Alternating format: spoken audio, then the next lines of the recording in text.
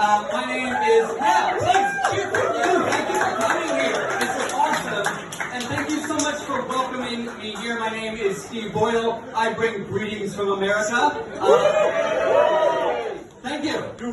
I hope to continue to make sure we have reasons for you to cheer for that. I am the executive director of YIMBY Democrats for America. I am also the host of the podcast Radio Abundance, which is a great place to go if we want to hear from American governors, senators, members of Congress, future presidents, I think, who are champions for abundance and who are working alongside us on our two missions, which is to build America and defeat fascism. 10 years ago in San Francisco, a school teacher named Sonia Trouse realized two things. One was why her rent was so damn high, and the other was that she could bring her friends to planning meetings at City Hall, and for 2 minutes at a time, people had to listen to her. The first organization she created was named the Bay Area Renters Federation, or SF-BARF. Luckily for all of us, she had a second name, and she changed it to Yes in My Backyard, and the rest is history, and here we are today. After 10 years of folks like her blazing a trail for a movement that would be nonpartisan and bipartisan and take on NIMBYs on both sides, we now have the opportunity, only 3 months ago, to create the first, only and leading organization for people who are both YIMBYs and Democrats, and that is YIMBY Democrats for America. I'm going to keep going, and I'm going to make it worth it. I know that it is obvious to the point of trite to commemorate the transatlantic relationship by referencing FDR and Churchill, but I will try to earn it thrice over. The first is about abundance and YIMBYism. I look at FDR's era, and I see everything I want to recapture. It is an era whose laws were more like the laws we are going for now.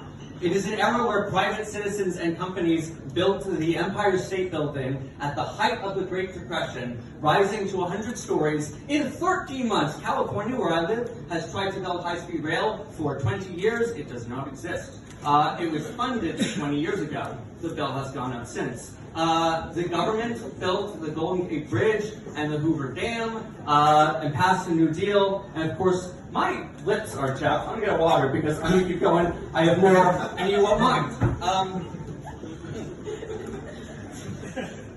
Interval. All right. Citizens built the Empire State Building, government built the Hoover Dam and the Golden Gate Bridge, we passed the New Deal, and of course we joined together to curb stomp the Nazis in Europe and defeat fascism around the world. I wish that part wasn't relevant to our conversation, but we do not get to choose our era, we get to choose our friends and our actions, which brings me to my second point. No matter what happens the rest of my life, this day and this moment with you might go down as the honor of my lifetime. And that is because I was not supposed to be here today in a few different ways.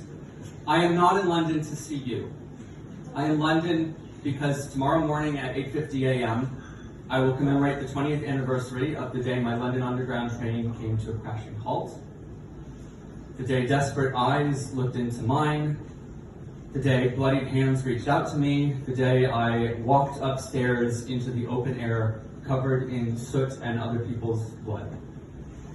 It's a dark story, but it's a light one too, because it reminds you that we owe the dead a debt, and that is to live enthusiastically, to act, and to be together. So I do think of Churchill when he said, the courage to continue is all. If you are going through hell, keep going. And while fear may tell us what to focus on, it does not tell us how to act, and so that is why I think of FDR, and I do believe the only thing we have to fear is fear itself.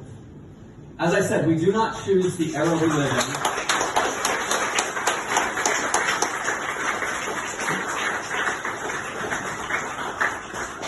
But we can choose our friends and our actions. I do not think of the early 40s as a particularly fun time, but in one letter from FDR to Churchill, Roosevelt wrote, "It is fun to share a decade with you." To everyone that I will meet today, everyone in this room, and all of my new friends today, it is fun to share a decade with you. Thank you for welcoming me to London.